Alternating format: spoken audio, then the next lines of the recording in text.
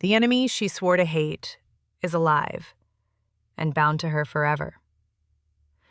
Between hate and desire, secrets and obsession, nothing will be the same again.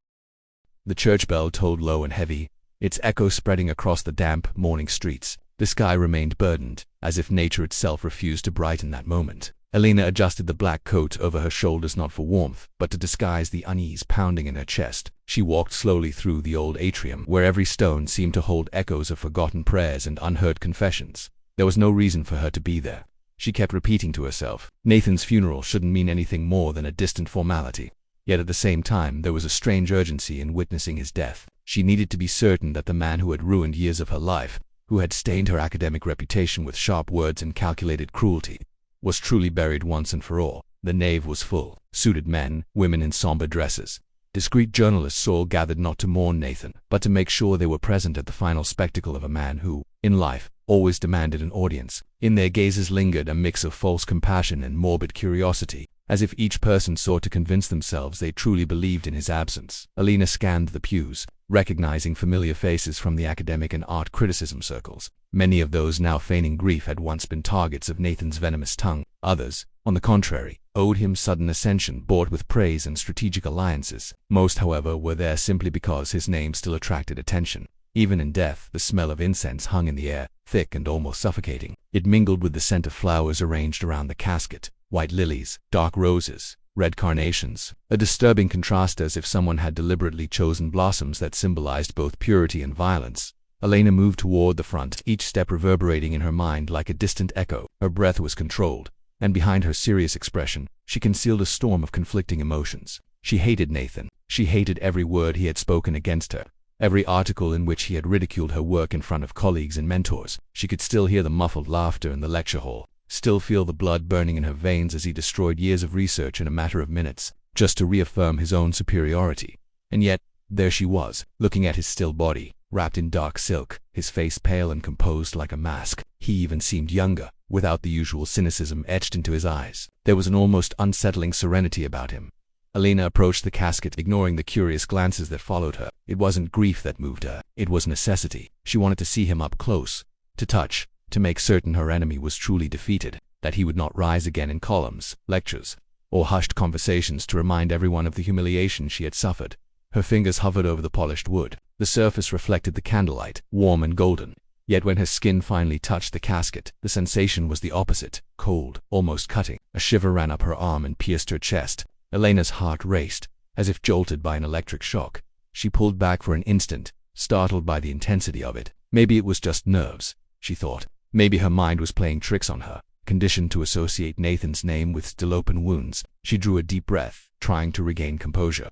But something in her intuition screamed this was not mere imagination. Slowly, she leaned over the body, her eyes fixed on his face, the unmoving lashes, the pale skin, the slightly parted lips as if awaiting an unspoken word. Elena almost laughed at the irony of seeing him like this, silent, vulnerable, finally incapable of harm. But then, the impossible happened. A sound barely perceptible like the first gasp of air after a long dive whispered beneath the casket's lid. Nathan's eyes flew open, dark and intense, locking onto hers with supernatural clarity. His breath broke out in a deep gasp, as if he were being reborn in that very instant. Elena froze. The world around her seemed to collapse into silence. The scrape of chairs, the murmured prayers, the crackle of candles all disappeared. Only his eyes remained alive, piercing, dragging her back to a time when every glance from him was a calculated blow to her confidence. She wanted to scream, but no sound came out. The air thickened, her throat went dry. Her mind begged for it to be an illusion, a reflection, anything but reality. But Nathan's ragged breathing, the faint twitch of his fingers beneath the fabric, the intensity of that impossible gaze,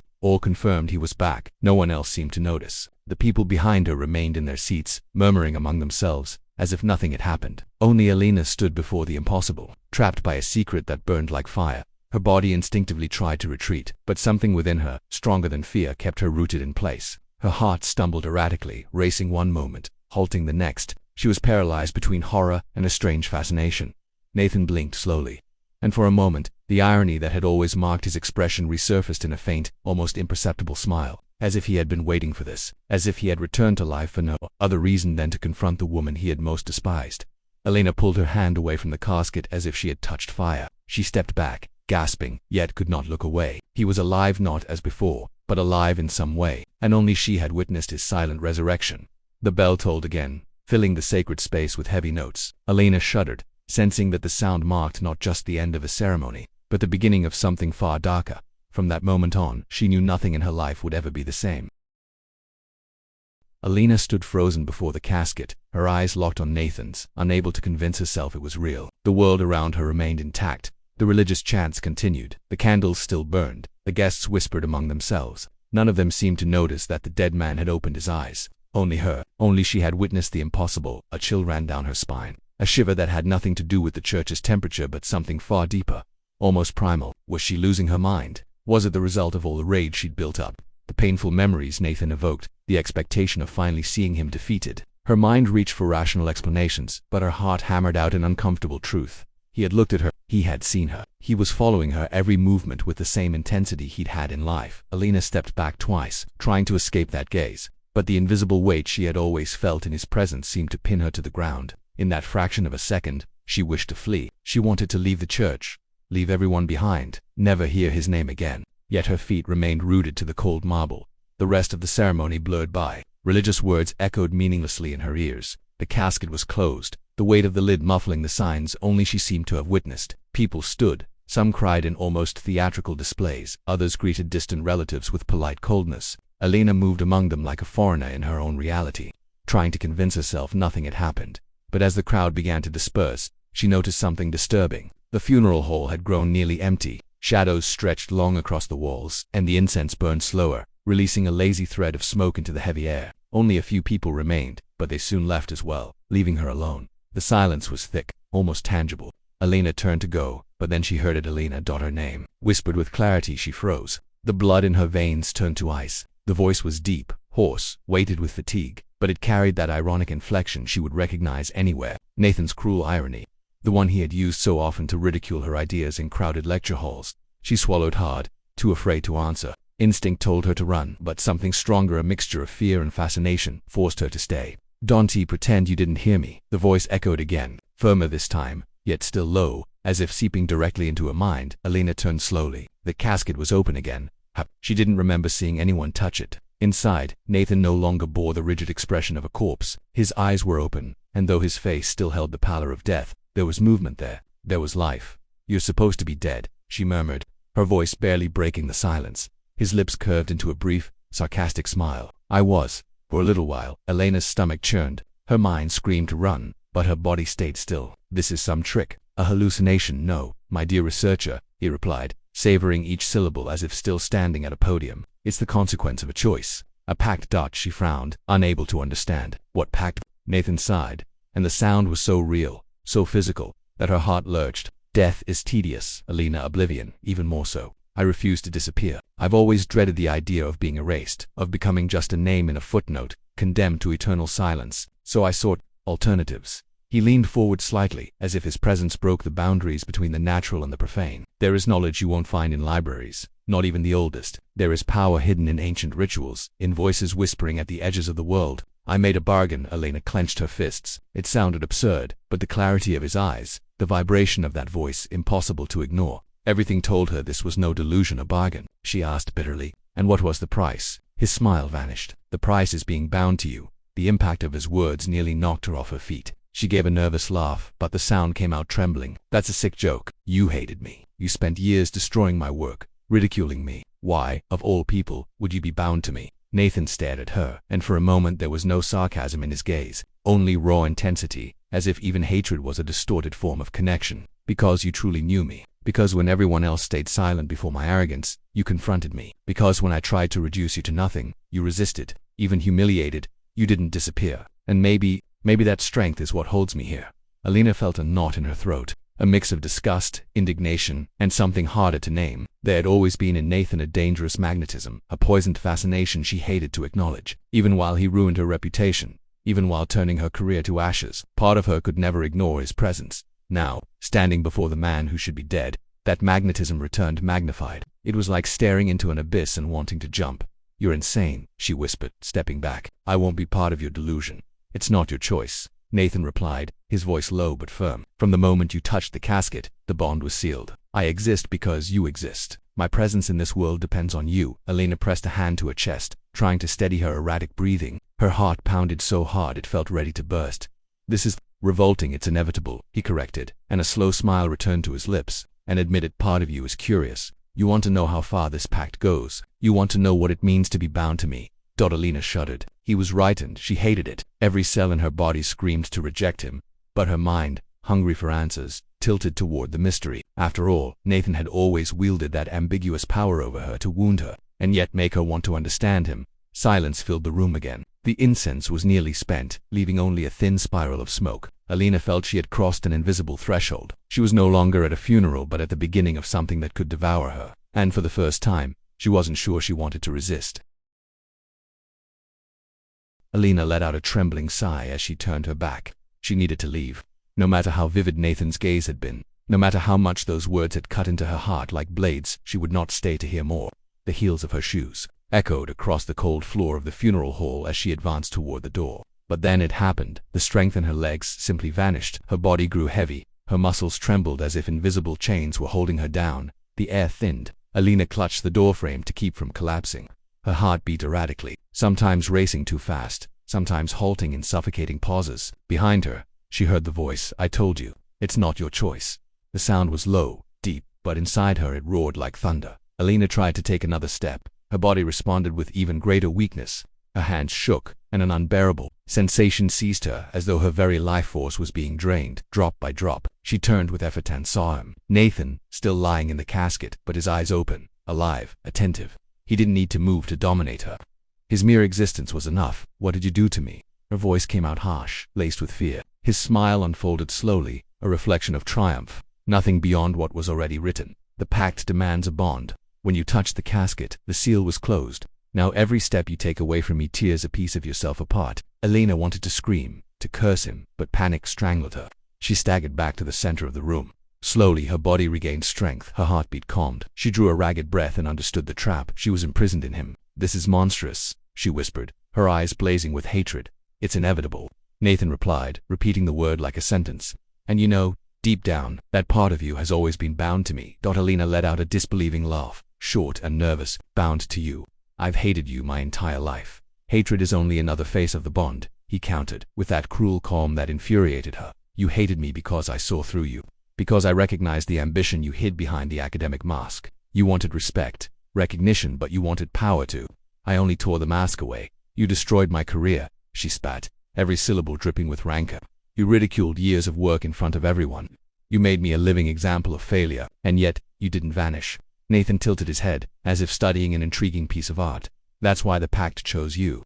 You survived me." Elena clenched her fists until her nails cut into her palms. She wanted to attack him too, claw at that face that now wore a mixture of exhaustion and triumph. But her body did not match her fury. Inside her, amid the anger, something throbbed, a strange, dangerous vibration that resembled desire. Nathan noticed. Of course he noticed. Of course he noticed. His dark eyes glimmered with satisfaction. "You feel it, don't you?" he taunted. "Every time you get closer, the bond pulses stronger." "It's not just pain, Elena." She ground her teeth. "It's disgust." "Don't lie to yourself," he answered softly. "The body doesn't lie." The words cut into her like knives. She wanted to reply, but silence betrayed her. Nathan let out a low laugh, steeped in irony. "I always enjoyed testing your limits. You were the only one who dared to answer back. Now I want to see how far your resistance goes." He tilted his head, and though he still lay inside the casket, the intensity of his presence filled the room. "Imagine, Elena, if I decide to cross that boundary. If I take what the pact already demands." Elena's body reacted before her mind did. A shiver swept across her skin, leaving her vulnerable, exposed. Her heart raced. She hated every sign of weakness. She hated even more knowing Nathan fed on it. "You won't intimidate me," she finally said, forcing firmness into her voice. "Intimidate," he arched a brow. "No, I want to provoke." With every phrase, the psychological game grew sharper. He pushed her toward the edge between hatred and desire, knowing that was where true power lived. Elena struck back with insults, but each word dripped with tension. "You're pathetic." Her eyes burned. A man so fragile he needed sorcery just to be remembered. Nathan wasn't offended. On the contrary, he smiled with that maddening calm. "And yet, here I am, alive in your eyes. While many you respected have already fallen into oblivion, I return bound to you. Who is weaker, Elena? The man who bargained with death, or the woman who cannot escape him?" The words pierced her like blades. The worst part wasn't hearing them. The worst part was knowing there was truth in them. Elena took a deep breath, trying to regain control. I will find a way to break this bond, whatever it takes. Nathan closed his eyes for a moment, as if savoring the challenge. When he opened them, a fiery gleam shone within. Then we'll be at war again. Good, I always loved our battles. Silence stretched between them. The fading incense clung to the air, and the flickering candle flames cast long shadows on the walls. Elena felt the weight of the invisible prison, but also a spark of energy that compelled her to stay. The game was set. He would push her to the edge, explore every fissure of her mind, whisper desires she swore she didn't have. And she armed with insults already knew. Beneath the layer of hatred, something dangerous was growing. It was the beginning of a tension neither of them could control. Night fell over the city like a heavy veil, muffling sounds and wrapping everything in a sense of confinement. Elena walked quickly, trying to maintain her composure, but every step was shadowed by the presence only she could feel. Nathan, he followed her, drifting in her wake like an invisible curse. Her heart pounded between anger and fear. Pretending indifference was her only weapon. She couldn't afford to answer the provocations that brushed against her ear, because she knew, to anyone watching from the outside, she would look like just another woman talking to herself in the streets, and she had already suffered enough from the ruined reputation he had given her years before. Afraid you're losing your mind? Elena, his voice grazed her neck, mocking. Perhaps you've already lost it. Who else would walk around arguing with ghosts? She pressed her lips together and stayed silent. Crossing the street in haste, she ignored the low laugh only she could hear. Every corner seemed to be watched by invisible eyes, but there was no one, only her and that relentless presence. At last she reached home. The key turned in the lock with nervous urgency, and once inside, she shut the door as if that could keep him out. But she knew it was useless. He was already there, and he was. The moment she switched on the lights, she saw him leaning against the doorway of the living room, as if he had always belonged there. Nathan surveyed the place with a look of disdain mixed with curiosity. His gaze wandered over the curtains, the sofa draped in a pale throw, the framed photographs. Then he smiled. So predictable, he murmured. A neat, quiet home, full of order, almost as if you were trying to erase the chaos inside yourself. Elena ignored him. She yanked off her shoes and strode to the bookshelf where years of research rested, references, fragments, memories of an academic life cut short. But Nathan was already there, his fingers brushing over the spines with unsettling delicacy. He pulled out a thick, worn volume. Opening it, the scent of old paper mixed with a faint trace of incense still clinging to his clothes. Elena's annotations lined the margins. Hurried scribbles. Diagrams linking works of art to hidden meanings. For a moment, Nathan didn't smile. His expression grew heavy, absorbed. He touched the pages with strange reverence, as if the words might reveal something he didn't yet know. Elena lunged forward and snatched the book from his hands. "Don't touch my things." Nathan lifted his eyes to hers, and the intensity there almost made her recoil. A thread of irony curved his lips again. "I need to pass the time. Or do you think being bound to you is entertaining? That's your problem," she snapped, clutching the book to her chest as if it were a shield, and stormed off to her bedroom. She slammed the door shut, locking herself in the only space that still felt like hers. Leaning against the wood, she drew deep breaths, forcing herself to believe she was in control. But on the other side, his voice came, low and taunting. "Do you really think a door will keep me out?" She didn't answer. Sliding down to the floor, she hugged her knees, listening to his slow footsteps pacing the hallway. Sometimes he tapped lightly on the door, just to remind her he was there. Other times, he let phrases linger in the air, like venom seeping under the wood. "You always wanted my attention. Elena, now you have more than you ever dreamed." She shut her eyes tight, desperate for silence. Mental exhaustion weighed heavier than her body. At last, worn down, she drifted into sleep, and she dreamed. In the dream, the house was gone. The bedroom dissolved into warm, pulsing shadows, and at their center, alive, solid, intense, he walked toward her with deliberate slowness, his dark eyes burning like embers. "Are you ready to stop lying?" he murmured, his voice deeper, closer. Before she could reply, he touched her face. The gesture was soft, almost tender, but cruelty hid in the calm. His hand trailed down her neck, her shoulders, claiming each part of her as if it already belonged to him. Elena's heart raced, her breath shortened. She wanted to resist, but her body disobeyed. He drew her closer, his breath brushing her skin. His touch shifted between tenderness and command, between caress and possession. Elena hated the shiver spreading across her body, hated how loathing tangled with desire that the kiss struck like an assault. Fierce, hungry, full of rancor disguised as pleasure, Elena answered with equal intensity, not out of love, but because hatred, to demand surrender. Her hands clutched his shoulders, nails digging into flesh as if punishing and claiming him at once. Nathan laughed against her mouth, a rough, low sound that made her tremble. "See, this is what you've always denied." She wanted to deny it still, but her body screamed another truth. The tension erupted in a clash of violence and surrender, pleasure inseparable from fury. Every touch was a challenge, every gasp an insult. every movement a confession that nothing between them could ever be simple at the peak. Elena closed her eyes, lost between hatred and ecstasy, certain this encounter was as inevitable as it was destructive. Then she woke. The bedroom was drowned in darkness. The silence pressed heavy, yet her heart still thundered. She ran her hand over her damp skin and froze. On her neck were reddened marks. On her arm, scratches, as if invisible hands truly had touched her. Elena pressed a hand to her mouth, stifling a sob. It hadn't been just a dream. From the other side of the door, Nathan's voice echoed calm, triumphant. "Sweet dreams, Elena." She shuddered, and knew the line between reality and delirium had been shattered forever. Elena believed silence was the only weapon she had left. After the night of the dream, if that's what it could be called, she decided she would no longer respond to Nathan's provocations. She would pretend he didn't exist. Maybe, like a shadow ignored, he would simply dissolve. But the days dragged on, and the weight of his presence became unbearable. He was everywhere, sitting on the couch while she tried to read, stretched out in the armchair beside her bed when she tried to sleep, wandering through the kitchen while she made coffee, invisible to the world, visible only to her like a fever that never broke. "Will you spend the rest of your life pretending you can't hear me?" he asked one evening, while Elena sat at her desk reviewing old notes. "You've always been terrible at hiding your feelings." She didn't look up. The silence thickened between them, but Nathan was undeterred. His voice carried on, patient and venomous, ignoring the inevitable as one of the slowest forms of torture. On the fourth day, Elena broke. She hurled her pen at the wall, shoved her chair back violently, and glared at the specter sitting in the corner. "Enough," she shouted, her face burning with rage. "You want attention? Fine, you've got it. Tell me right now how to end this." His smile came slowly, satisfied, as if he had only been waiting for her to surrender.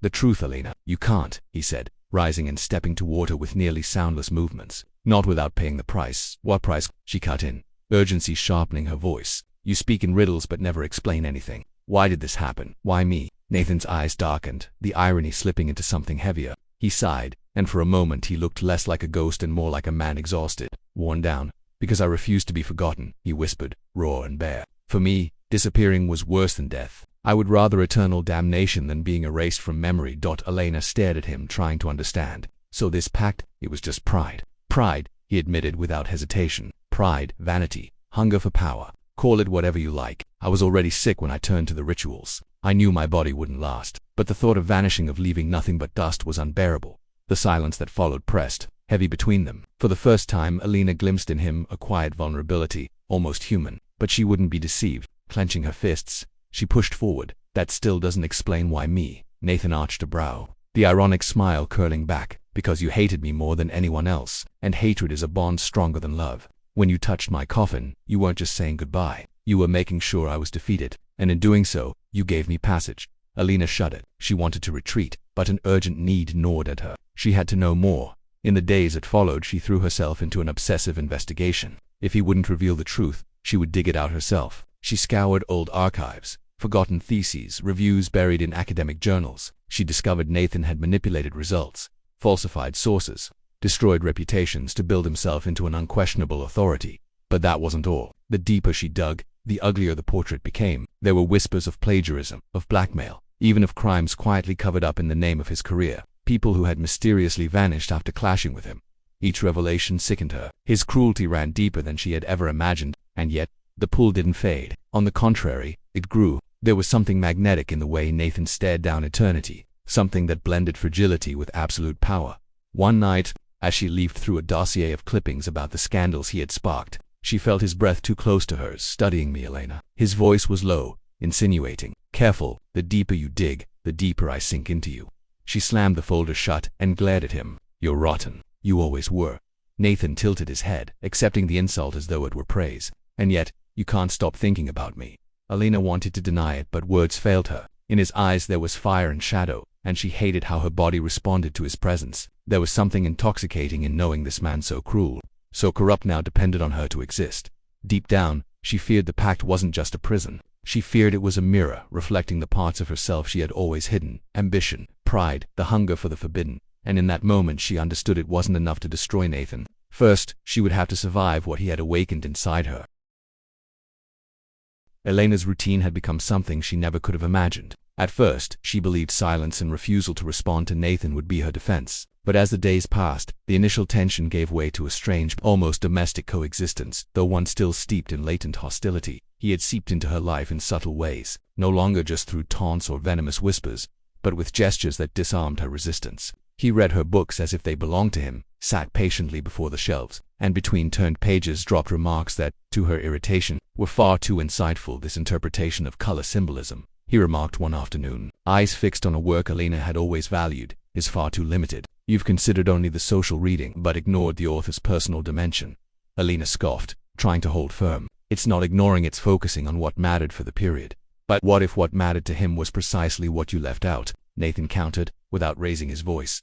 She rolled her eyes, ready to shut the argument down. Yet later, when she reread her own notes, she realized his hypothesis made sense. She bit her lip, unwilling to admit even to herself that he still sharpened her thinking. And it wasn't just in books. Sometimes Nathan appeared beside her research notebooks, scanning her latest notes and, without permission, striking out words, rearranging phrases, adding observations. Elena fumed, but when she reread, she couldn't deny it. His revisions gave the text more clarity. Thus their conversations began, at first sparked by corrections and provocations, then stretching into hours-long dialogues. Sometimes they debated theories, sometimes exchanged interpretations, sometimes sparred over technical details. The surprising part was that, in some moments, she caught herself agreeing. At others, she grew irritated, but no longer with the cruelty of before. Now it was the irritation of confronting someone who knew her intellectual limits too well. He seemed to have set aside, at least for now, the pleasure of overt malice. Perhaps he was tired, or perhaps he had found another way to dominate her by drawing closer to her mind.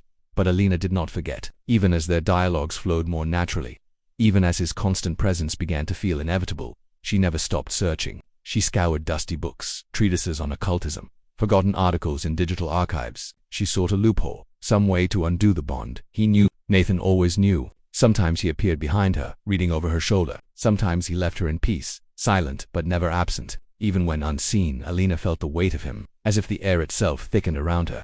Then came the signs. At first she thought it was only exhaustion, a shadow slipping down the hallway when no one was there, the reflection of a figure in the windowpane.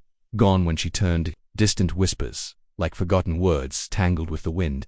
As days passed, the hallucinations worsened. Elena woke in the middle of the night with the sensation of someone breathing beside her bed, and it wasn't Nathan. Her heart raced when footsteps echoed through the apartment, though she was alone. And when she closed her eyes to study, images rose, twisted silhouettes, eyes glowing in the dark, hands reaching out in silent pleas. She knew they weren't real, but that didn't lessen the terror. "It's happening because you resist me," Nathan said one night when he found her curled up on the couch, eyes red from fighting off sleep. "The bond demands acceptance. The more you struggle, the more it drains you." Elena lifted her face, exhausted but still burning with fury. "Then I'll fight to the end."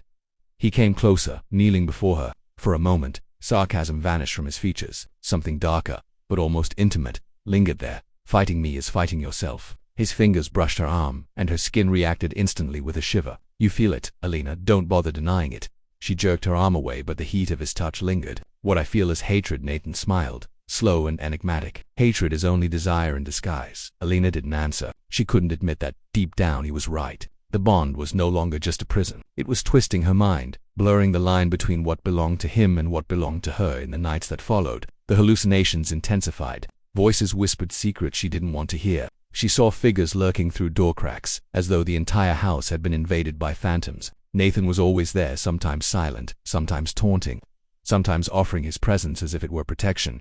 And against her will, Elena began to cling to that. Because though he was the cause of it all, he was also the only one who seemed to understand. The only one who never disappeared when the shadows closed in. It was the beginning of an impossible dilemma: to hate him, to wish to destroy him, and at the same time to seek in him the anchor to keep from going mad. Slowly, between debates and silences, between glances she avoided and touches she couldn't forget, Elena realized there was no longer any way to separate hatred from desire, and that was precisely what terrified her. Elena found a dusty book on a hidden shelf in the university library, a tome few would dare open. Its darkened leather cover bore embossed symbols, nearly erased by time. The title was barely legible, but the index spoke of exorcism rituals, severing bonds, arcane formulas promising to free the soul from invisible chains. Her hands trembled as she turned the pages. The more she read, the faster her heart beat. There it was, a ritual to dissolve presences bound by spiritual ties. It demanded focus, symbols drawn in a circle, candles lit at precise points, the recitation of words in a dead language. It seemed impossible, and yet the only way out. She went home carrying the volume with the reverence of someone transporting dynamite. Nathan was already there, as always, sitting on the couch with one of her books open in his lap. He raised his eyes and arched a brow. "That anxious look of yours. Like a child about to open the wrong present." Elena ignored him. She spread the objects across the living room table. White candles, chalk to draw on the floor, a bowl of salted water. Nathan watched each movement with amusement. Purification ritual, he laughed, that mocking tone curling around each word. How cliched, Elena. She didn't answer. She traced the circle on the floor, placed the candles at the cardinal points, lit them one by one. The flames lit the shadows, projecting his figure on the wall. Nathan clapped slowly, palms meeting in a slow, deliberate rhythm. "You're beautiful like this, so focused on the illusion that you can beat me." Elena drew a deep breath and began reciting the book's words. The language was harsh on her tongue, the sounds echoing strangely, the air thickening with each syllable. The candle flames flickered. The silence in the room grew heavy, suffocating. For an instant, Nathan vanished. The chair where he'd been sitting was empty. The spiff. Elena opened her eyes, breathless, her chest burning with hope. "I did it," she whispered, disbelief trembling in her voice. Then a soft laugh rose behind her. She turned. Nathan stood there, leaning against the doorway, as if he had never left. "Sorry, couldn't resist. Had to let you savor victory for a second." He tilted his head, a cruel smile laced with a strange weariness. "But it was a waste of time. This bond doesn't break with words stolen from GRIMOIRS. Elena felt the floor vanish under her feet. She blew out the candles in rage, kicked the chalk circle until it smeared. The book fell from the table, pages scattering across the floor. With tears in her eyes, she ran to her room and slammed the door, locking herself inside. "You're ridiculous," she shouted, her back against the wood. "Ridiculous." On the other side, Nathan said nothing. The silence surprised her more than any provocation. That night, curled up in bed, Elena convinced herself she might be doomed to live like this forever, with him breathing in the shadow of her existence. In the days that followed, something shifted. Nathan seemed less eager to laugh, less devoted to tormenting her. There were moments he simply sat in silence, staring at the street through the window, as though searching for a world he no longer belonged to. Once, she found him in the living room, caressing the spine of an old book with a gesture bordering on tenderness. He hadn't noticed her presence yet, and murmured almost to himself, "I remember the first time I read this. I was just a boy. I believed knowledge would save me." Elena froze, watching. There was something in his voice that didn't match the arrogant critic who had destroyed her career. This was the voice of someone human, vulnerable. "Knowledge doesn't save anyone," she replied before realizing she had spoken. "It only gives you weapons to fight longer." He looked at her, and for a moment there was no sarcasm in his eyes, only silent recognition.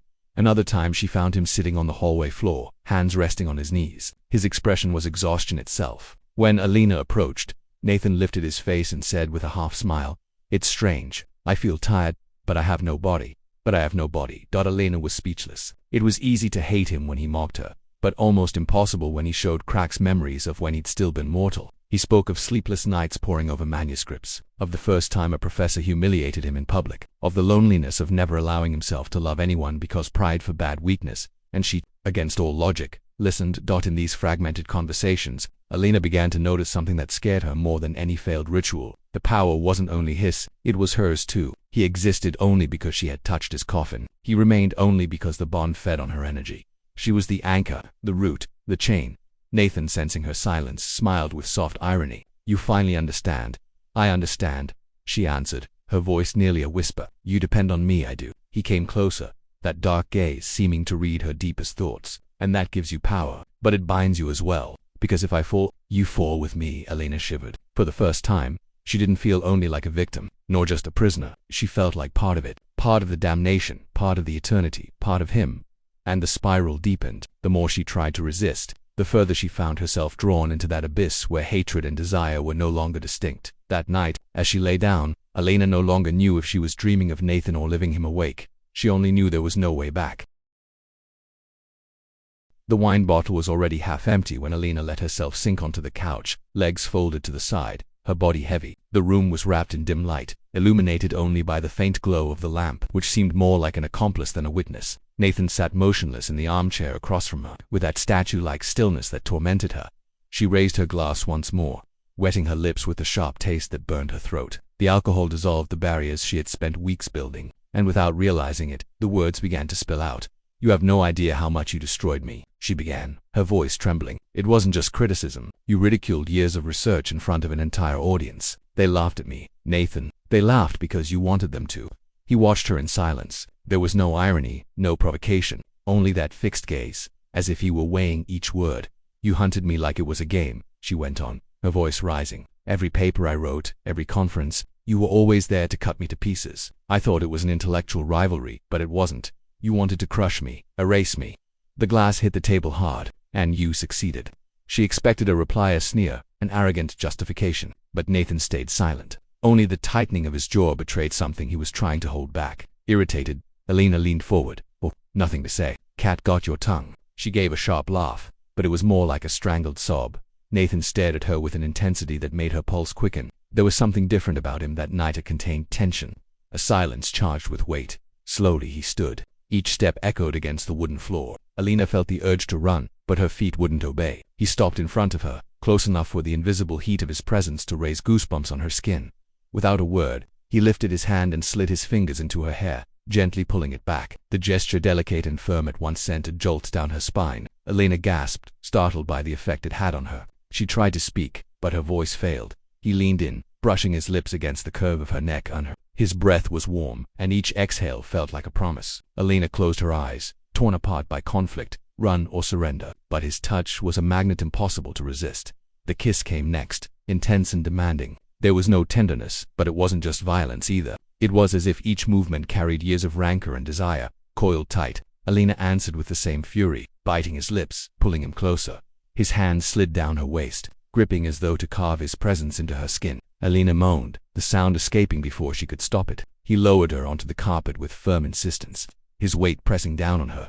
Clothes disappeared between desperate kisses and frantic touches. Every inch of exposed skin was explored like conquered territory. He bit, she scratched. He pinned her wrists above her head. She struggled only to feel his strength overpowering her. Hatred dissolved into heat, transforming into something even more dangerous, pleasure. When he entered her, Elena let out a strangled cry, a mix of pain and ecstasy. The rhythm was voracious, every thrust marked by years of battles fought in words and glances. She arched against him, as if to expel him and yet hold him inside. He kissed her with ferocity, leaving marks on her lips, her neck, her breasts, and she, breathless, clawed at his back as though she could tear the skin he shouldn't even have. The world vanished. There was only the sound of gasps, the brush of skin, the frantic beat of two hearts out of sync. When they finally climaxed, it was like plunging off a cliff together, a fall, without air, without ground. Elena felt herself shatter into 1,000 fragments and, for an instant, believed she would die there, trapped in his body. But she didn't die. She lived more intensely than at any other moment in her life. The next morning, Elena woke on the couch, naked, her body still sore. Nathan sat in the same armchair as before, watching her. There was no sarcasm in his eyes, only a heavy gravity. "I need to tell you something," he began, his voice rough. She pulled the blanket around herself, her heart speeding up as if it already sensed nothing would be simple after the night before.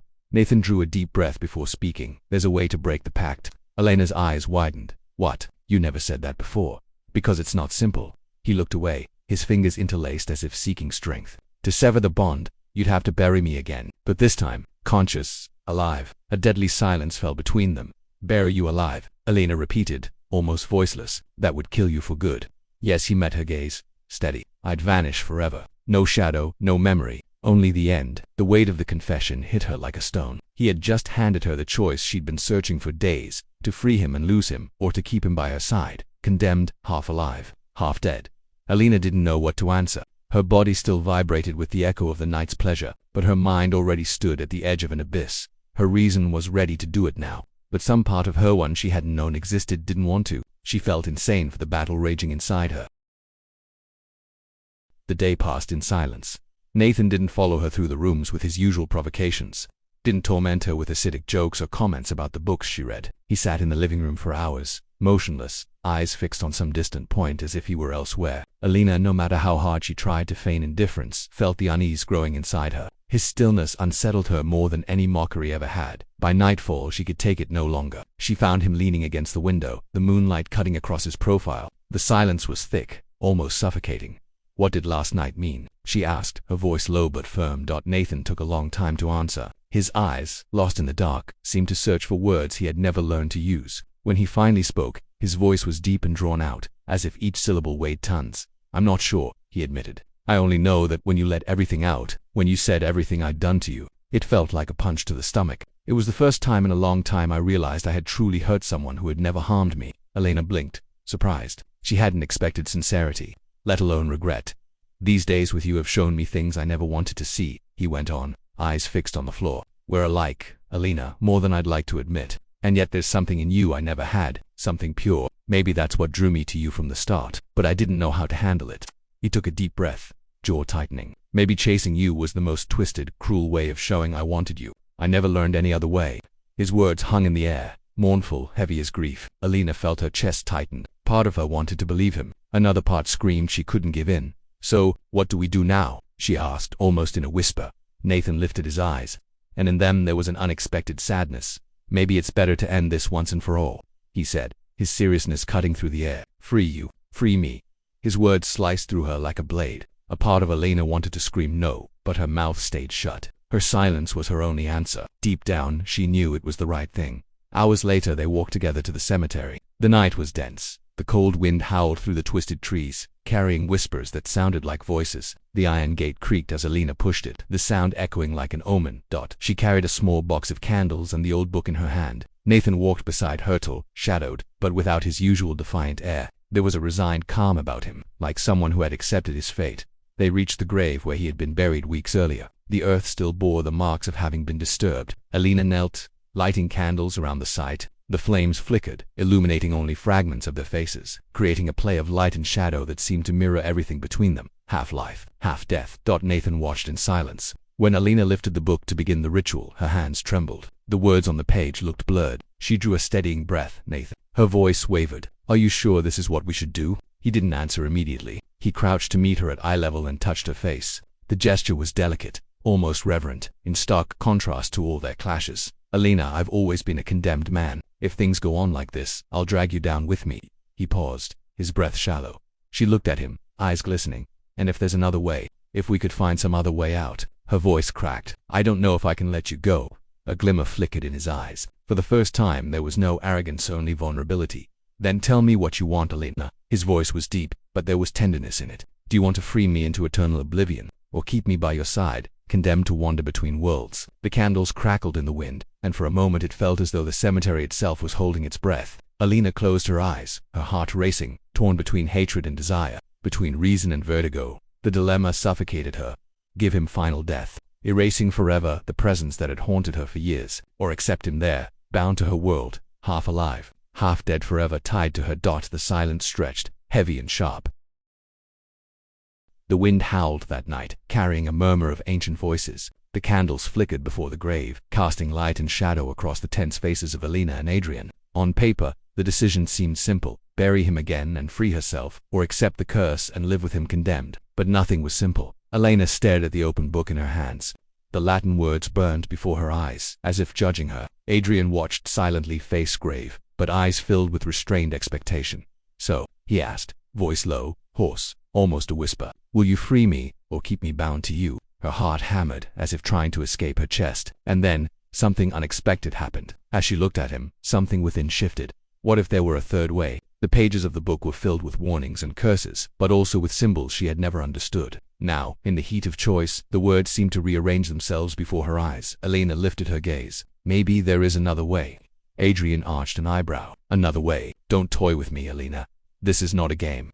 It's not a game, she replied. You're not the only one trapped here. I am too. Since you came into my life, I've had no choice. She drew a deep, icy breath, clarity piercing through her fear. So if I can't rid myself of you, and I don't simply want to condemn you, I'll condemn myself as well. His eyes widened. What? Elena raised her fist and, with determination, cut the palm of her hand with a small ritual blade she had brought. Blood welled, bright red, gleaming in the candlelight. The pact requires an anchor, she said, voice firm. Until now, that anchor has been only you. But if I offer myself, if I give half of me, we will be equal, neither fully alive nor dead. You've gone mad, Adrian whispered, but there was no sarcasm, only fear. You don't know what you're saying. I do. For the first time, I know exactly what I want. She moved her bloodied hand toward his chest. I want us to stop being enemies. I want us to stop existing in separate worlds. Adrian stepped back a pace, eyes fixed on the blood. If you do this, there's no turning back. You will cease to be who you are. You'll never be the same again. Elena smiled bitterly. I haven't been the same since you returned.